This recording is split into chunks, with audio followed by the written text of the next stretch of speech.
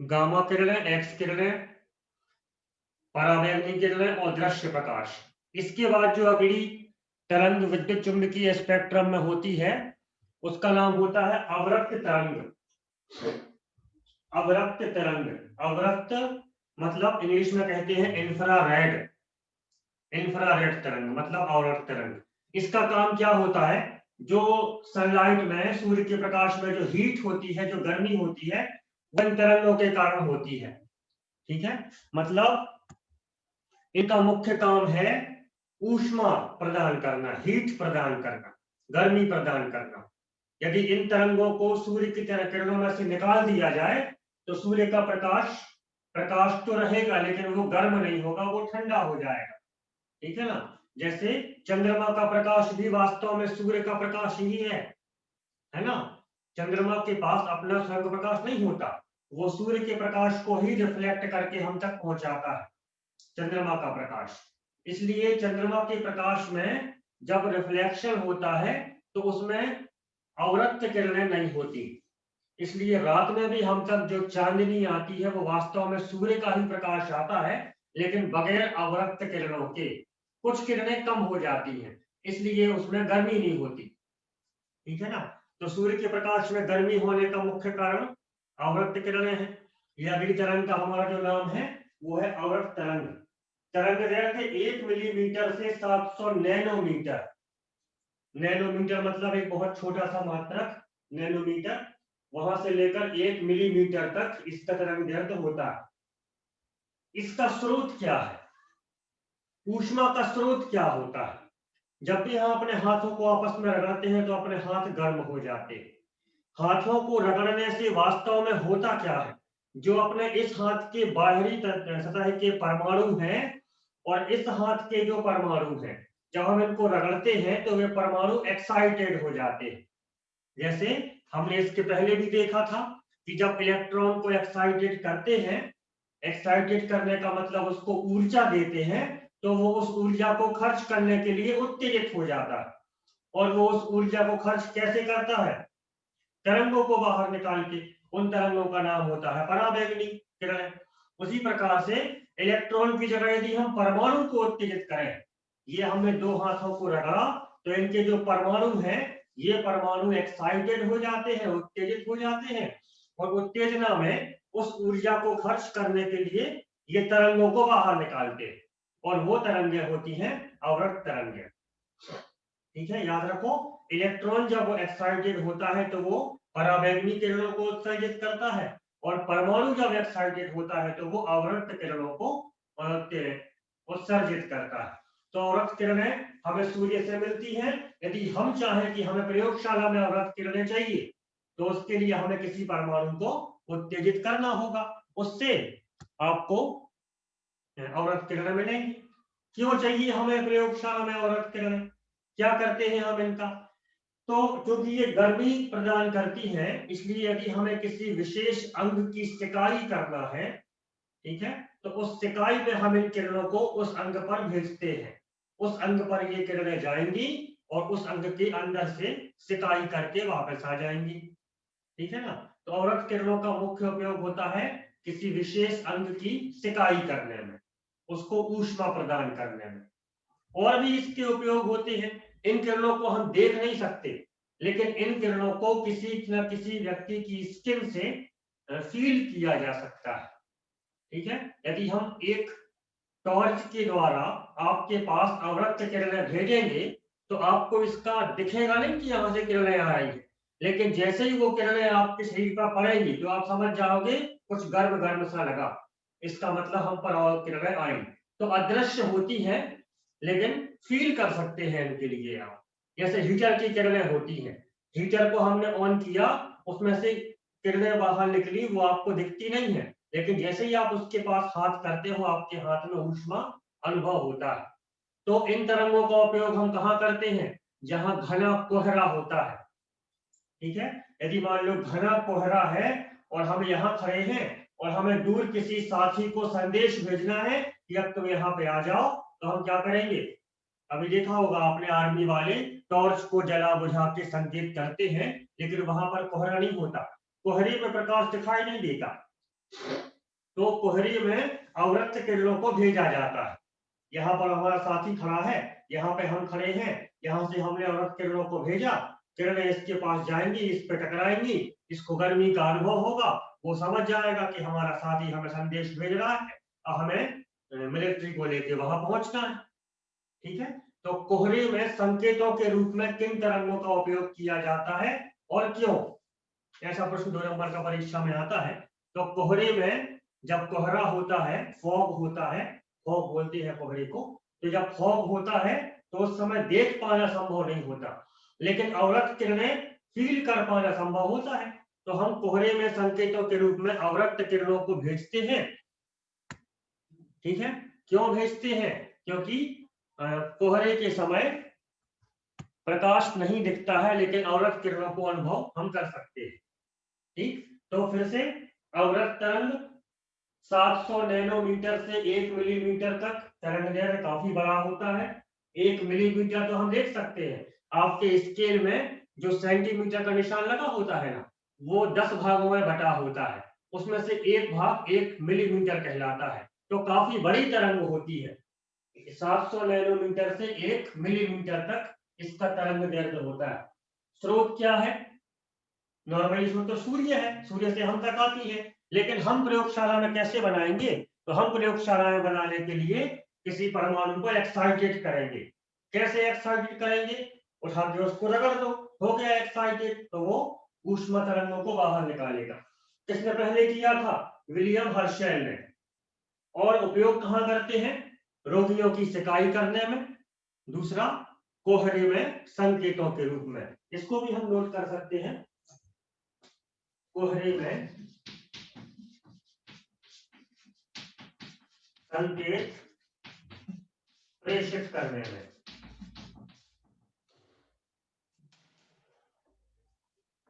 इसके बाद नेक्स्ट सूक्ष्म तरंग।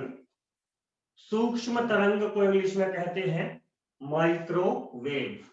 माइक्रो मतलब सूक्ष्म और वेव मतलब तरंग। ये नाम आपने कई बार सुना होगा, अपने घरों में होता है माइक्रोवेव, है ना। माइक्रोवेव से हम आसानी से खाना पका सकते हैं और ज्यादा बिजली भी उसमें खर्च नहीं होती। जैसे अपने घरों में होता है इंडक्शन चूल्हा होता है, इंडक्शन में भी करंट नहीं लगता, पहली बात। दूसरी बात, जल्दी से खाना पक जाता है। और तीसरी बात, बिजली भी कम खर्च होती है। तो ये काम तो हीटर भी कर सकता है खाना पकाने वाला, लेकिन वहां ज्यादा बिजली खर्च होती है और माइक्रोवेव या इंडक्शन में कम बिजली खर्च होती है। तो माइक्रोवेव क्या है? देखिए, माइक्रोवेव 0.1 से 1 मिलीमीटर, ये इसका तरंग दैर्ध्य होता है। 0.1 मिलीमीटर से 1 मिलीमीटर तरंग दैर्ध्य काफी बड़ा होता है। मतलब जिसका तरंग दैर्ध्य बड़ा होता है उसकी एक विशेषता होती है। तरंग दैर्ध्य बताया था हमने आपको, तरंग दैर्ध्य ये होता है, ये काफी बड़ा तरंग दैर्ध्य है और ये तरंग दैर्ध्य छोटा है। ये जिसका तरंग दैर्ध्य बड़ा होता है वो ज्यादा किरणें फैलती नहीं है। जैसे हमने बल्ब को ऑन किया तो बल्ब का प्रकाश ऐसे चारों तरफ फैलता है ना। लेकिन सूक्ष्म तरंगें जो होती हैं वो चारों तरफ फैलती नहीं है, वो जैसे हम भेजेंगे उसी लाइन से जाएंगी, उसी लाइन से टकरा के आएंगी। तो जब कोई चीज ज्यादा फैलती नहीं है, यदि वो एक निश्चित स्थान में ही जाए तो उसकी इंटेंसिटी, उसकी तीव्रता ज्यादा होगी। ठीक है, जैसे सूर्य की किरणें हैं, हम तक आती हैं, लेकिन यहाँ तक पहुंचते पहुंचते इतनी ज्यादा फैल चुकी होती हैं कि हमें उतनी ज्यादा गर्मी का अनुभव नहीं होता। यदि आप सूर्य के पास पहुंच जाओ तो बहुत ज्यादा गर्मी का अनुभव होगा। यहाँ तक आते आते वो गर्मी कम क्यों हो जाती है? तो किरणें फैल जाती। ठीक है, अगर सूर्य की किरणों को हम इकट्ठा कर सके एक पॉइंट पर तो इतनी तेज गर्मी का अनुभव होगा कि हम एक वहां पर यदि हम अपना हाथ करें तो अपना हाथ जल सकता है, क्योंकि वो किरणें इकट्ठी हो गई। तो जो चीज इकट्ठी जाती है उसकी शक्ति, उसकी तीव्रता हमेशा ज्यादा होती है, और जो चीज फैल जाती है उसकी तीव्रता हमेशा कम होती। ऐसा स्वाभाविक सी बात है ये तो। इन तरंगों की विशेषता क्या होती है कि ये फैलती नहीं है, ये इकट्ठी जाती है। ठीक है, तो हम जो बर्तन उस इंस्ट्रूमेंट में रखते हैं, मशीन में रखते हैं, सूक्ष्म तरंगें सीधी उसी खाने के ऊपर आपतित होती हैं। हम हीटर पे गंजी रखेंगे, उस बर्तन में हमने दूध रखा उबलने के लिए, तो वो हीटर की ऊष्मा चारों तरफ फैलती है, अपना बर्तन भी गर्म होता है, पहले बर्तन गर्म होगा, उसके बाद ऊष्मा दूध को मिलेगी, तब वो दूध उबलेगा। इतने टाइम में अपना पूरा का पूरा बिजली का बिल बहुत ज्यादा बढ़ चुका होगा, ठीक है। लेकिन माइक्रोवेव क्या करता है, वो बर्तन गर्म नहीं करता, वो सीधा बर्तन को क्रॉस करके दूध के पास पहुंचेगा और डायरेक्ट दूध उबलना शुरू हो जाएगा। तो टाइम बचता है, बिजली बचती है, और बर्तन भी गर्म नहीं होता, हम उसको उठा के आसानी से निकाल सकते हैं अपने माइक्रोवेव ओवन से बाहर। तो इनकी विशेषता ये होती है कि ये किरणें फैलती नहीं है, सीधी जाती है, जिस चीज पर आप भेजोगे उसी के पास ये किरणें जाएंगी। तो ये होती है सूक्ष्म तरंगें, और इनकी विशेषता याद रखो, ये किरणें फैलती नहीं, ठीक। बनती कैसे है, हम तक कहां से आती है, सब किरणें हम तक सूर्य से आती है। हम प्रयोगशाला में इसको बनाना चाहते हैं, तो एलसी परिपथ, आपको याद होगा हमने एक बार आपको एलसी परिपथ के बारे में बताया था, ये इस टाइप का एलसी परिपथ, ये इस एलसी परिपथ में करंट एक बार इस तरफ जाती है, फिर एक बार ऐसे जाती है, फिर एक बार ऐसे जाती है, फिर एक बार ऐसे, मतलब ये एलसी परिपथ में विद्युत धारा दोलन करती है ना। तो जब अपने पहले पढ़ा तो मैक्सवेल ने कहा था कि जहां भी कोई आवेश परिवर्ती होगा वहां पर चुंबकीय क्षेत्र बनेगा, और चुंबकीय क्षेत्र विद्युत क्षेत्र को बनाएगा, फिर विद्युत क्षेत्र चुंबकीय क्षेत्र को बनाएगा। तो एलसी परिपथ में जो ये दोलन होते हैं, इनके कारण यहाँ पर एक प्रबल चुंबकीय क्षेत्र बन जाता है, और ये चुंबकीय क्षेत्र विद्युत क्षेत्र बनाता है, ये विद्युत क्षेत्र चुंबकीय क्षेत्र बनाता है, फिर ये विद्युत क्षेत्र, मतलब एक विद्युत चुंबकीय तरंग यहाँ पर निर्मित हो जाती है। इस तरंग को हम कहते हैं सूक्ष्म तरंग। तो ये कैसे बनता है, एलसी परिपथ से। इसने पहले बनाया था हर्ट्ज ने, सबसे पहले ये प्रयोग हर्ट्ज ने किया, उन्होंने एलसी परिपथ के दोलनों के द्वारा सूक्ष्म तरंग की उत्पत्ति की, और उसकी विशेषता उन्होंने क्या देखी कि वो किरणें फैलती नहीं है, सीधी जाती है। इसलिए हम इसका उपयोग कहाँ कर लेते हैं, लंबी दूरियों के मापन में। ये किरणें जाएंगी, मंगल ग्रह पर टकराएंगी और लौट के आ जाएंगी, ठीक है। यदि हम प्रकाश को भेजेंगे मंगल ग्रह तक, तो वहां तक पहुंचते पहुंचते इतना प्रकाश फैल चुका होगा कि जब वो लौट के आएगा तो हम उसको समझ में नहीं आएगा प्रकाश लौट के आया भी है कि नहीं आया, इतना कम हो चुका होगा वो। लेकिन सूक्ष्म तरंगें क्योंकि फैलती नहीं है, जितनी इंटेंसिटी से यहां से जाएंगी उतनी ही लगभग इंटेंसिटी से हम तक आएंगी, तो हम समझ जाएंगे कि ये किरणें या लौट के आ गई। तो लंबी दूरियों का मापन करने में इसका उपयोग करते हैं, ठीक है। ये है सूक्ष्म तरंगें, तरंगदैर्घ्य कैसे बनती हैं, एलसी दोलन से, किसने बनाया था, हर्ट्ज ने, और उपयोग क्या है, लंबी दूरियों का मापन करना। और इसमें आपको जो याद रखना है विशेषता वो ये है कि ये किरणें फैलती नहीं है, एक स्ट्रेट लाइन में जाती है, स्ट्रेट लाइन में ही आती है। और यही विशेषता होती है रेडियो तरंगों की भी, ठीक है। ये भी नहीं फैलती हैं, ये भी स्ट्रेट लाइन में जाती हैं और स्ट्रेट लाइन में आती हैं, इसलिए तरंग का भी काफी ज्यादा होता है। ये एलसी परिपथ से बनती हैं, इसी में हमने रेजिस्टेंस और लगा दिया, ये तो रेजिस्टेंस देखो अब क्या होगा, ये विद्युत धारा दोलन कर रही थी तो विद्युत किरण बनी थी, अब ये गर्म भी होगा, साथ में रेजिस्टेंस लगा दिया है तो ये गर्म भी होगा, तो इसके साथ एक चीज और मिल जाएगी, ऊष्मा। तो ऊष्मा को यदि हम इसमें मिला दें तो वो चीज क्या बन जाती है, रेडियो तरंग। इतनी गहराई में आपको नहीं है, आपको इससे मतलब नहीं होना चाहिए, वो अपने बहुत गहराई वाली बातें हैं, अपने सिलेबस से बाहर की बातें हैं, हमें तो केवल इतना याद रखना है ये कैसे बनता है। एलसी परिपथ के दोलनों से तरंग बनती है सूक्ष्म तरंग, और एलसीआर परिपथ के दोलनों तरंग जो बनती है उसका नाम क्या है, रेडियो तरंग। कैसे बनी होगी, उसमें ऊष्मा और मिक्स हो गई, ठीक। बाकी आपको ज्यादा गहराई में जाने की आवश्यकता नहीं है। ये सबसे पहले किसने बनाई थी, मार्कोनी ने, मार्कोनी वैज्ञानिक का नाम। और इसका उपयोग कहाँ करते हैं, तरंग का नाम ही है रेडियो तरंग, इसलिए इसका उपयोग कहाँ करेंगे? रेडियो प्रसारण में। ठीक है, ये यहाँ पे हमने एंटीना लगाया और यहाँ पे हमने एक रिसीवर लगाया। ये रेडियो स्टेशन सागर है या छतरपुर है या दिल्ली है, कोई भी यहाँ पर रेडियो टावर लगा हुआ है, वहां से प्रसारण चला और चूंकि ये एक लाइन से ही जाएगा, अस्थिर फैलेगा नहीं, इसलिए ये सीधा आके इस एंटीना पर टकराएगा और अपना एंटीना उसे कैच करके रेडियो में उसका प्रसारण करवाने लगेगा। ठीक है, तो ये उपयोग होता है रेडियो तरंगों का। पुलिस वाले जो वायरलेस का उपयोग करते हैं वो भी इसी तरंगों का उपयोग किया जाता है। वायरलेस से उन्होंने संदेश भेजा, वो संदेश तरंगे बन के सीधा दूसरे वाले वायरलेस पे गया और टकराया और उसके एंटीना ने उसे कैच किया और यहाँ पे उसकी आवाज सुनाई दी रही। तो रेडियो तरंगों का उपयोग होता है रेडियो प्रसारण में और संचार व्यवस्था में।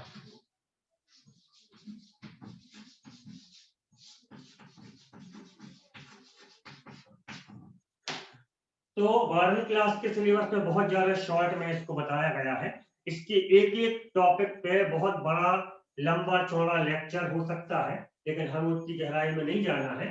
ठीक है, क्योंकि अपना सिलेबस अभी सीमित है, लिमिटेड है, तो हमें केवल ऊपर केवल टच करना है इसको। फिर से अवरक्त तरंगे शुरू से ही एक बार शुरू कर लेते हैं। गामा किरणें, ठीक है, गामा किरणों का स्रोत क्या है? गामा किरणों का स्रोत हमने आपको बताया था, रेडियो एक्टिव नाभिक का क्षय करोगे उसमें से गामा किरणें निकलेंगी। कैसे निकलेंगी वो आप उससे अपन को मतलब नहीं। ठीक, किसने सबसे पहले खोज की थी इसकी?